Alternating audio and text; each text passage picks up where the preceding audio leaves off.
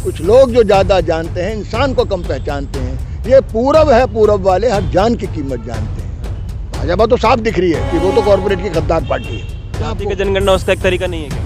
नहीं है, वो तरीका नहीं है। वो तो और ज़्यादा फूट डालेगा।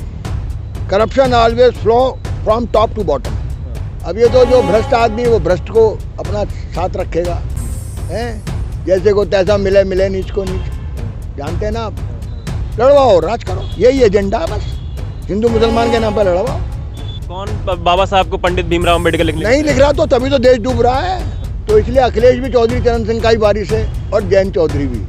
ये आप समझ लीजिए, डोंट कंफ्यूज इट। सवाल तो फिर भी वही है कि क्या ये लोग उनकी विरासत संभाल पा रहे? नहीं संभाल पा रहे। घर का दीपक घर को जला दे, ये तो बात पुरानी है। अपने रक्त से भारत वालों फिर एक मशाल जलानी है।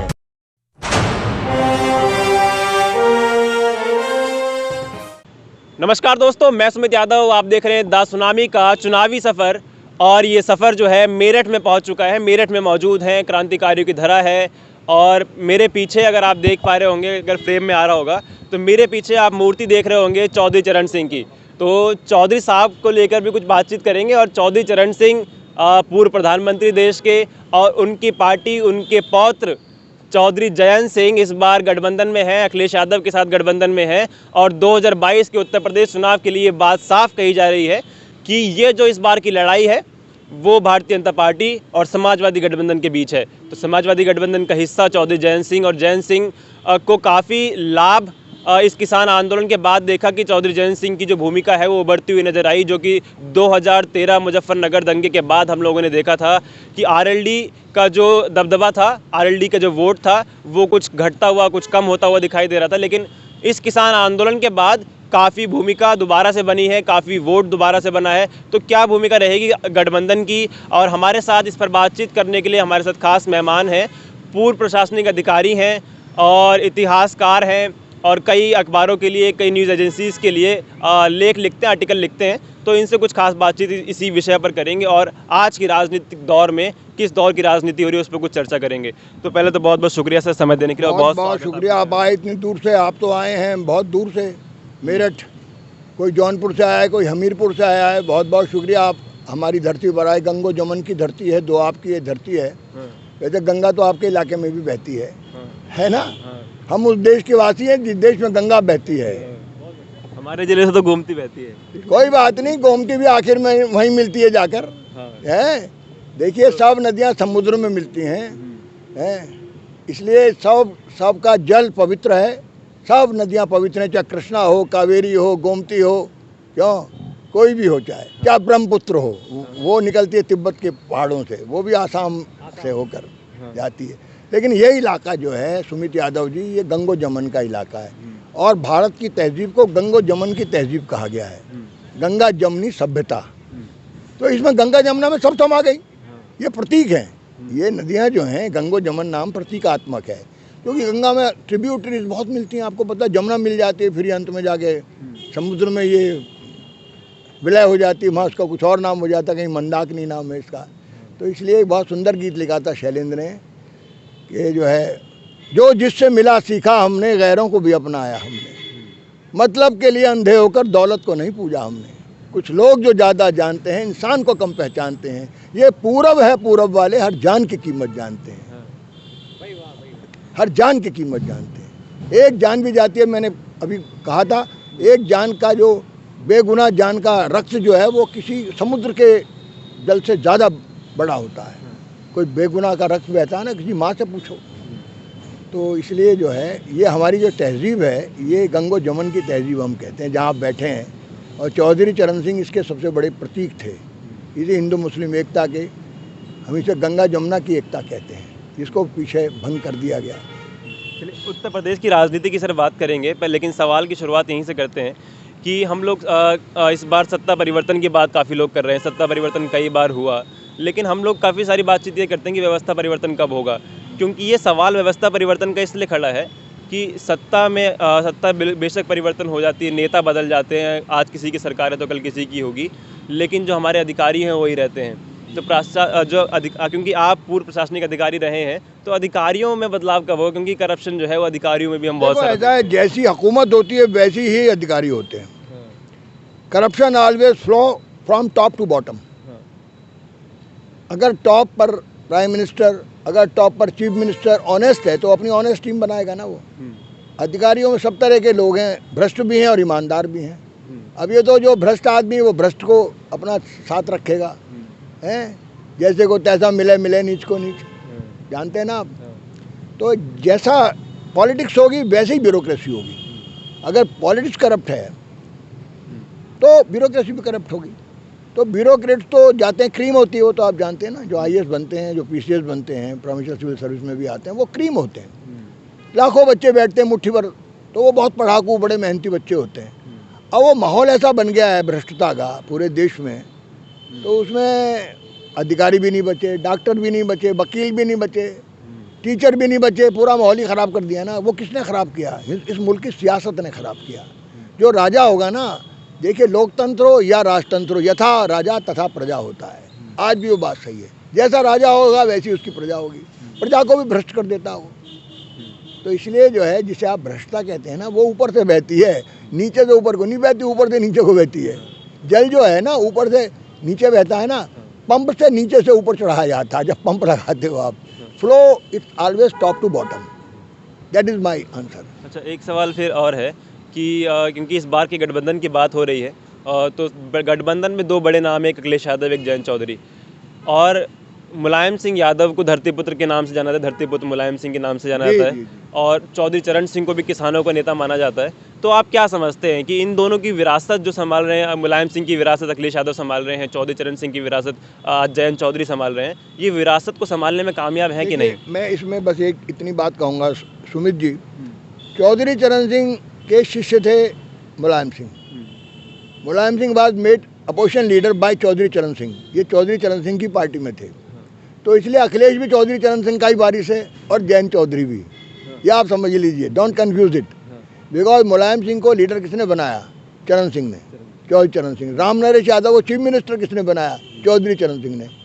चौधरी चरण सिंह किसी जात पात को नहीं मानते थे, उनको ज़बरदस्ती जाट नेता कह के इंग्लिश प्रेस ने बदनाम किया। वो पूरे मुल्क के थे, वो पूरे मुल्क के लीडर थे, वो मुल्क के किसानों के लीडर थे। उन्होंने कभी ना मजहबी संकीर्णता को माना, वो आर्य समाजी थे। यहाँ के विष्णुचंद्र दुबरीज बड़े क्रांतिकारी थे, उनके शिष्य थे, बाद में गांधी के भी बड़े शिष्य रहे वो। तो चौधरी चरण सिंह का कैरेक्टर थोड़ा बहुत मुलायम सिंह में आया, पूरा नहीं आया, और थोड़ा बहुत अजीत सिंह में आया, थोड़ा बहुत, ज़्यादा नहीं आता। तो फिर हारते नहीं अजीत सिंह, फिर तो हीरो होते वो। मुलायम सिंह भी आज काहे को खाली मुसलमानों और जातों के नेता होते, चरण सिंह की तरह सातों जातों के नेता होते, सब धर्मों के नेता होते।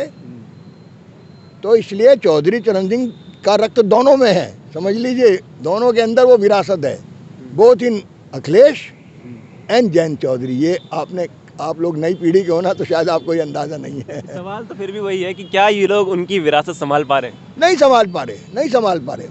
जैसी जो विरासत उन्होंने छोड़ी थी, वो विरासत बड़ी मजबूत है, वो लेगेसी कहते हैं उसको अंग्रेजी में।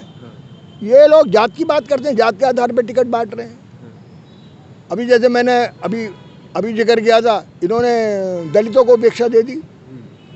दलित का हिंदुस्तान के नहीं है, क्यों नहीं दिया उन्होंने दलितों को टिकट?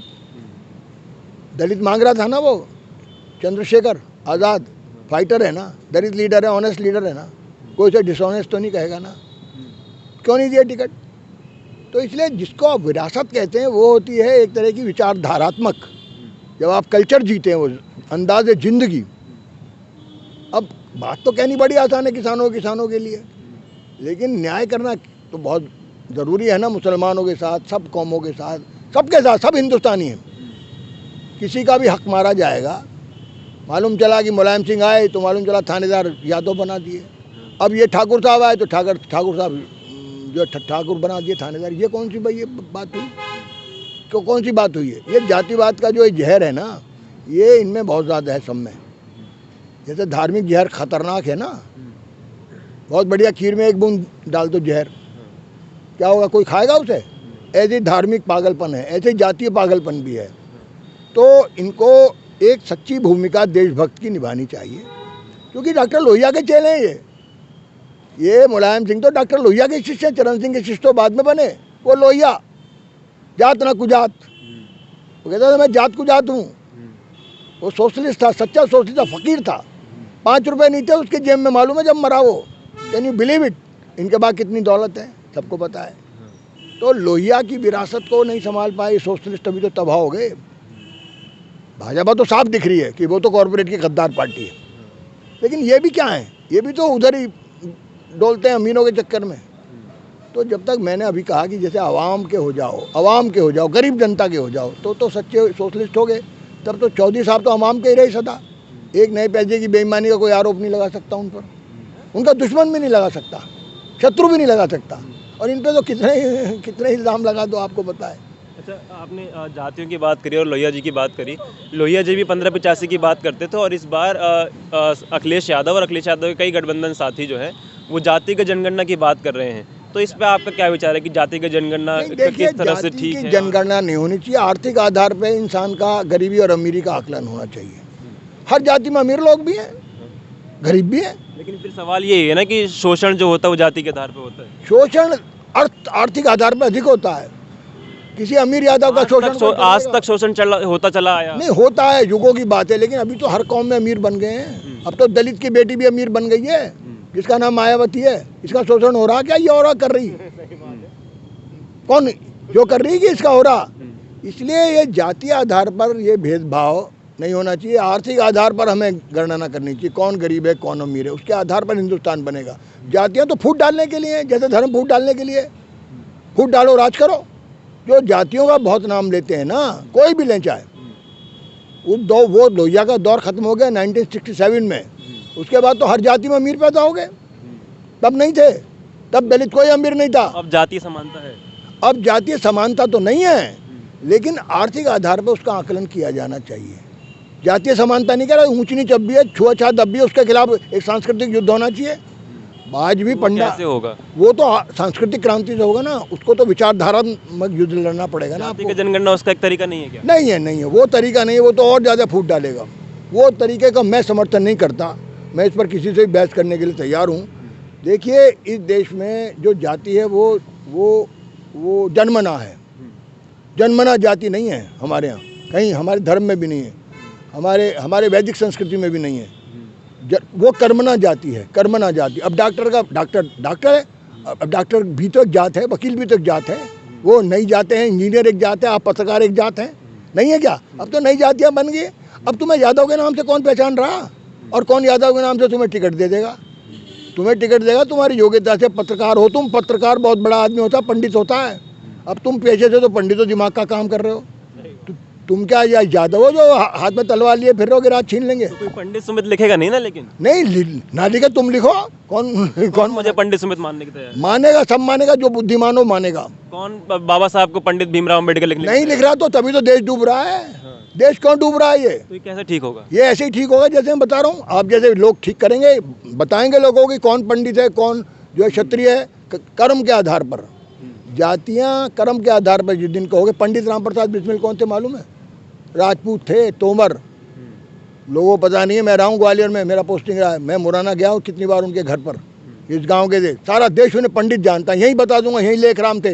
ये डॉलरी बनाया, ये डॉलरी विश्वविद्यालय एक राजपूत ने बनाया, पंडित लेखराम ने, जिनके दामाद हमारे प्रोफेसर थे नरेंद्र सिंह। सारा देश पंडित कहता हूँ था। उन्हें तोड़ दिया था लोगों ने एक दौर में, आज़ादी के दौर में। अब फिर वहीं घुसेड़ दिया हमें। किसने घुसेड़ा? अरे इन्हीं पॉलिटिशियन ने। फूट डालो, राज करो ने। और किसने? जो जातिवाद का जो जहर है वो करीब समाप्त हो चुका था जंग आज़ादी में। करीब मैं ये नहीं कह रहा पूरी तरह तो नहीं हुआ था, देखो करीब हो चुका था। फिर मैं लगभग की बात कर रहा हूँ। ये दोबारा जहर पनपा है इसी वोट बैंक ने। ये इंसान नहीं रहे, ये वोट बैंक बन के जाट यादव वोट बैंक है ये इस समय। ये इंसान कौन समझ रहा हमें? हम वोट बैंक हैं, आएंगे तुम वोट बैंक को, आसान रास्ता है।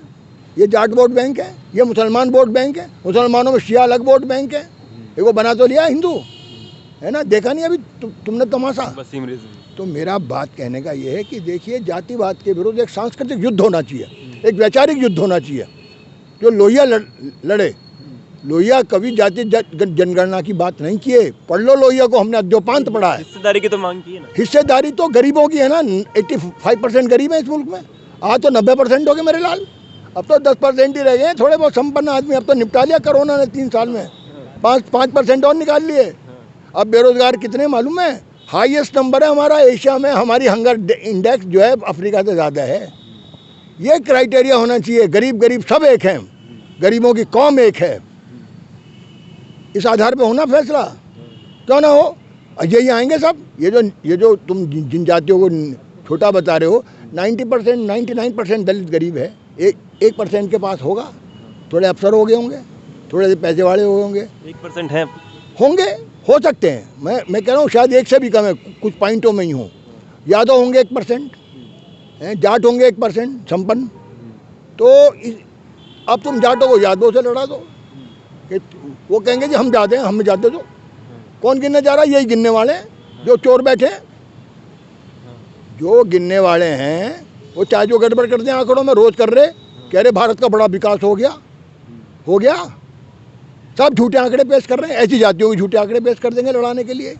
अरे ये नहीं जानते, ये अंग्रेजों के अब्बा हैं सब, ये अंग्रेजों के अब्बा हैं। ये अंग्रेजों ने हिंदू मुसलमान लड़ाए, ये तो गोत्रों को लड़ा देंगे, जातियों को बता देंगे ये ऊंची गोत का यादव है, ये छोटी गोत का यादव है।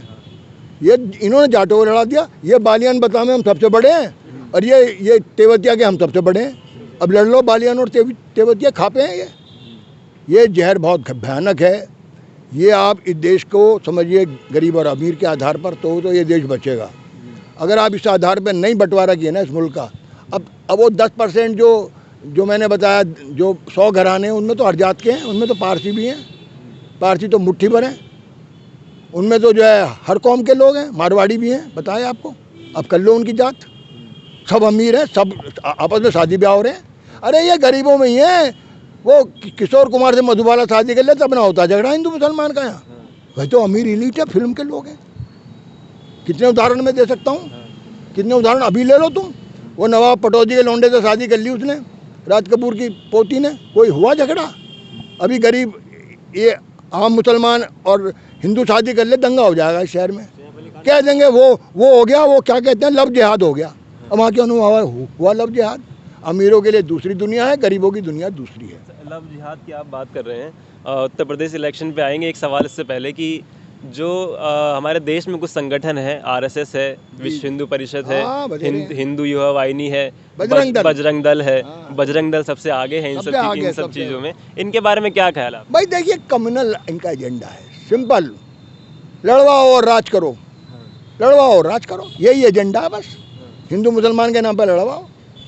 अब तो जात पे भी उतर आए हैं, अब तो जात पे भी उतर आए हैं अंदर खाने। हिंदुत्व की बात जरूर कर रहे हैं, पर अंदर खाने टिकट कैसे बांट रहे हैं बताओ? अगर हिंदुत्व की बात कर रहे हो तो योग्य आदमी को दो ना, योग्य हिंदू को दो ना टिकट। फिर ये जात कहाँ से घुस गई बताओ मुझे? तो ये जो एजेंडा है, फूट डालो और राज करो का, ये जो है ना, घर का दीपक घर को जला दे, ये तो बात पुरानी है। अपने रक्त से भारत वालों फिर एक मशाल जलानी है। 1857 की सच है, बात पुरानी है। सब लड़े थे 1857 में। ये है देशभक्ति। तो किसने पूछी थी जाते किसी की? सब एक साथ खाना खाते थे 1857 में। यही मैंने बताया, वो माता दीन वाल्मीकि, जिसे आप सबसे छोटी जात कहते हैं आज हिंदुस्तान में दुर्भाग्य से, वो सबसे बड़ा विद्रोही था इस इलाके का। जहाँ मंगल पांडे ब्राह्मण था। यही तो सवाल है, मंगल पांडे ब्राह्मण था तो मंगल पांडे को पढ़ाया गया, वाल्मीकि को नहीं पढ़ाया गया। पढ़ाओ ना, वाल्मीकि को क्यों नहीं पढ़ाया गया? अरे इसलिए कि वो जो शासक वर्ग थे वो अंग्रेजों के दल्ले थे, जिनके हाथ में राज आए। उनकी कल्चर इंग्लिश कल्चर थी, इसलिए हिंदुस्तान में राज स्थापित हुआ। सवाल क्योंकि ये है कि वाल्मीकि को नहीं पढ़ाया क्योंकि छोटी जात के थे। मंगल पांडे को पढ़ाया, कौन नहीं पढ़ा रहा? किसके हाथ में राज आया? अलग अलग तरह की शिक्षा क्यों थी देश में? नेहरू का तो पढ़ेगा दोनों स्कूल में, और हमारा पढ़ेगा ही नहीं। यही तो था। कांग्रेस सवर्ण लीडरशिप की पार्टी रही, उसके बाद भाजपा आई, भाजपा भी सवर्ण लीडरशिप की पार्टी। सवर्ण के साथ साथ ये अमीरों की पार्टियां थी। सवर्ण की बात मत को, ये अमीरों के लोग थे। कितनी दौलत थी इनके पास? आज कितनी दौलत है देख लो, कितनी दौलत है। सवर्ण तो क्या कारण है कि पांडे जी को पढ़ाया गया और वाल्मीकि जी को नहीं पढ़ाया? ब्राह्मण तो आज भी कितने अनपढ़ हैं दिखा दूंगा, बेचारे भीख मांग रहे हैं, छोटी छोटी वो पूजा कर रहे हैं। लाखों ब्राह्मण दिखा दूंगा मैं जो पढ़े ही नहीं, वो पढ़े नहीं। इसका क्या कारण है कि मंगल पांडे को पढ़ाया गया और वाल्मीकि को नहीं पढ़ाया? भाई बढ़ाया नहीं गया, ये जो है एक ऑफिशियल वो था मिस्टेक, एक ऑफिशियल मिस्टेक थी। वो लोगों ने करेक्ट की बाद में। माता दीन वाल्मीकि को भी बहुत सारे प्रगतिशील इतिहासकारों ने हीरो बताया। फिर उसी तरह आज पढ़ाया जाता है हायर स्टडीज़ में, वो शुरू में नहीं पढ़ाया गया, जैसे मालूम लोग नहीं था। पढ़ा रहे हैं। नहीं जातियों में नहीं मानते, मालूम नहीं था। मनुवादी लोग कहाँ पढ़ा रहे हैं? मनुवादी क्यों पढ़ाएंगे? मनुवादी तो राज करेंगे और फूट डालेंगे। मनुवादी क्यों पढ़ाएंगे? पागल है क्या? मरवा दो उन्हें मनुवादियों को पढ़ा के। वो तो जिंदा इसलिए मनुवादी कि वो लोग अनपढ़ रहे हैं। मनु कब कहता था कि जो पढ़ा हुआ अछूतों को, वो तो कहता था जो अछूत पढ़े तो उसके कान में शीशा पिघला के डाल दो। लिखो, पढ़ लो मनुस्मृति, पढ़ लो। पढ़ी नहीं पढ़ी? हमने पढ़ी। मनुवादी तो भैया चाहेंगे ही। इस युग में युगों तक सामंती शासन रहा और एक पूरी की पूरी हिंदुओं की आधी कौम को गुलाम बना के रखा गया, शिक्षा से वंचित किया गया। और उसमें सब शामिल थे। वो लोग भी थे जो क्षत्रिय थे, जो राज कर रहे थे, ब्राह्मणों के साथ थे, वो यादव भी थे, उनमें गुर्जर भी थे। ये भी तो सब रूलर्स रहे हिंदुस्तान के, नहीं रहे क्या? यादव रूलर नहीं थे इस इलाके के? सबसे बड़ा रूल तो यहीं था, हस्तिनापुर में यादवों का। आपस में दारू पी के लड़ गए, वो तो पता है आपको कहानी पूरी। वो उसका कृष्ण के बेटे की हत्या करती थी प्रद्युम्न की यादवों ने। यादव ना था कृष्ण, कोई और कौम का था। फिर क्षत्रिय ना था। अब क्यों ना मानते यादव क्षत्रिय? जब कृष्ण तो क्षत्रिय, वो तो ठाकुर जी हैं। और आज के यादव बैकवर्ड हैं। भाई कैसे बैकवर्ड हो गए ये? तुम मूर्ख हो क्या? नहीं, कृष्ण तो अभी ये बात की पुष्टि कौन करेगी कि कृष्ण काल्पनिक है या कृष्ण वास्तविक है? छोड़ो, वो झगड़ा उन पे छोड़ो जो लिख रहे हैं। तुम जो कृष्ण लोग मानते हैं उसकी बात करो। देखो, जिसको लोग मानते हैं ना वो सच्चा हो जाता है, चाहे वो था या नहीं था। अब तुम किसी को मूर्ति को मान लो इसमें भगवान है तो सच्ची हो जाएगी, लोग फूल चढ़ाने लगेंगे। मानो तो गंगा माँ, नहीं तो बहता पानी। सारा देश कृष्ण को मानता है। सारे मंदिर हैं, क्या नाम है, दक्षिण भारत में कृष्ण के। और वो यदुवंशियों का शासन भी रहा है महाराष्ट्र में, मालूम है? यहाँ से निपटा वहाँ उन्होंने जा करा शासन। यदुवंशियों का भी इतिहास पढ़ लो, गुजरों का भी पढ़ लो, सारे देश पर राज किया इन्होंने। कनिष्क गुजर ही था। तो मेरा कहने मतलब एक बेचारे रह गए ये दलित, इनके हाथ ना आया कुछ भी। अब भी, पहले भी ना था इनके हाथ। अब बार बार इतिहास कहते हैं कि चंद्रगुप्त मौर्य था दलित, वो तो आदिवासी मिला था उन्हें वहाँ, चाणक्य को। ये तो रिटन हिस्ट्री है। चलो कृष्ण की तो कह दो पौराणिक हिस्ट्री है ना, ये तो असली है ना। अजात शत्रु के बाद तो रिटन हिस्ट्री हमारे पास है ना। तो मेरा मतलब है, देखिए, इतिहास में जो भूले हुए उन्हें छोड़ो, उनसे सीखो, आगे बढ़ो, वर्तमान में जियो। वो जो वर्तमान में जीते हैं, इतिहास से सीखते हैं और इतिहास का गाना नहीं गाते खाली, वही भविष्य निर्माण कर सकते हैं। आखिरी सवाल है, क्योंकि उत्तर प्रदेश चुनाव बहुत नज़दीक है। अपनी बात का उत्तर दे पाया नहीं दे पाया? नहीं, बिल्कुल उत्तर मिल गया मुझे। क्योंकि 10 फरवरी को यहाँ पे वोटिंग होनी है, तो क्या लग रहा है सर, ये 2022 का चुनाव किस ओर जा रहा है? भैया ये तो सीधे बड़ी टक्कर है, बहुत तकड़ी टक्कर है इस बार एक तरफा चुनाव नहीं है, बिल्कुल एक तरफा नहीं है। जैसा स्वीप हुआ ना 3 चुनाव, 14 का स्वीप किया इन्होंने दंगों की वजह से। इनका पूरा झंडा लहराए हैं भगवा गांव में। ये जाट जो कभी बीजेपी के नहीं हुए, ये हो गए उनके, है ना। गुजर कभी नहीं हुए थे, वो हो गए उनके। मनुवादियों के आपने अभी मनुवादी नाम लिया, ये मनुवादी हैं, ये असली मनुवादी हैं, ये आरएसएस वाले, समझ लो। जीत गए 3 चुनाव में, इन्होंने निपटा दिया, 80% सीटें ले ली। अब की बार मुश्किल है, अब की बार तो 40% भी आ जाए तो कह देना। 40%, 60% ये मोर्चा जीत सकता है अगर ये ढंग से लड़ेगा तो। अगर ये ढंग से लड़ेगा और गुस्ताखियाँ नहीं करेगा, क्योंकि लम्हों ने खता की है, सदियों ने सजा पाई। वो दौर भी देखा है तारीख के नज़रों ने। लम्हों ने खता की थी, सदियों ने सजा पाई।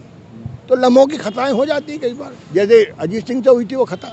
अजीत सिंह अगर उस वक्त चले जाते वहाँ और कह जाए मुझे मार दो, पहले चौधरी होते तो चले जाते चरण सिंह। मैंने कहा था अजीत अंजुम के इंटरव्यू में कि दंगे को अजीत सिंह रोक सकते थे, इतने बड़े लीडर थे, उनका इतना बड़ा आदर था। नोएडा जावे थे, पुलिस कह रही थी जाओ अभी हुआ है, वो बहादुरी, तभी तो खुद चुनाव हार गए। जो इतने बड़ा लीडर का बेटा हो, जिसे इतनी बड़ी विरासत मिली हो, वो दंगा नहीं रोक सका। अरे यहीं रोक दिया था चौधरी चरण सिंह, मेरठ का दंगा 73 में कूद पड़े थे बहुगुनार। वो पहले हमें मारो, कोई मार देगा उन्हें, हिंदू मार देगा, मुसलमान मार देगा, चले गए अपना घर, अपना हथियार लेके। ऐसे रुकते हैं दंगे, हमने देखे दंगे रुकते हुए। और 87 में कोई चरण सिंह हमारे पास नहीं था। 87 में चौधरी चरण सिंह की मृत्यु हो चुकी थी। कितने 3 महीने दहका ये मेरठ शहर। वो तो टिकैत के लोग आए, उन्होंने रोका दंगा। यहाँ पर अल्लाह अकबर और जो है हर हर महादेव के नारे लगे। इसी मैदान में किसान आंदोलन ने रोका था वो दंगा भी, तब भी किसान आंदोलन ने रोका था, अब भी किसान आंदोलन ने रोका है। किसी पॉलिटिशियन का दम नहीं है, कोई पॉलिटिशियन है ही नहीं हमारे पास चौधरी साहब के बाद इस इलाके में। माफ़ करना, बड़ी ख़राब बात कह रहा हूँ। We don't have any politician जिसके पास कोई विजन हो। उस टिकैत ने रोक दिया था, जिसका नाम महेंद्र सिंह टिकैत है, जिसका बेटा राकेश टिकैत है छोटा, इसी ने रोक दिया था यहीं दंगा 1987। पूछो लोगों से। हम थे उसके विटनेस, मैं आया उसमें आंदोलन में, मैं तो उस समय पंजाब ऑपरेशन में था, ब्लैक थंडर में, लेकिन मैं फिर भी आया यहाँ पर देखने के लिए अपने इलाके को। 88 की बात है, कुहासा छट गया, हिंदू मुसलमान किसान तब भी एक हो गए, यही सीधे का मैदान है, जाके देखो यहाँ तक था धरना। क्यों भाई, तुम्हें याद होगी शायद, तो तब भी किसानों ने रोका था इस शहर में दंगा, अब भी किसानों ने रोक दिया। किसान किस तरफ?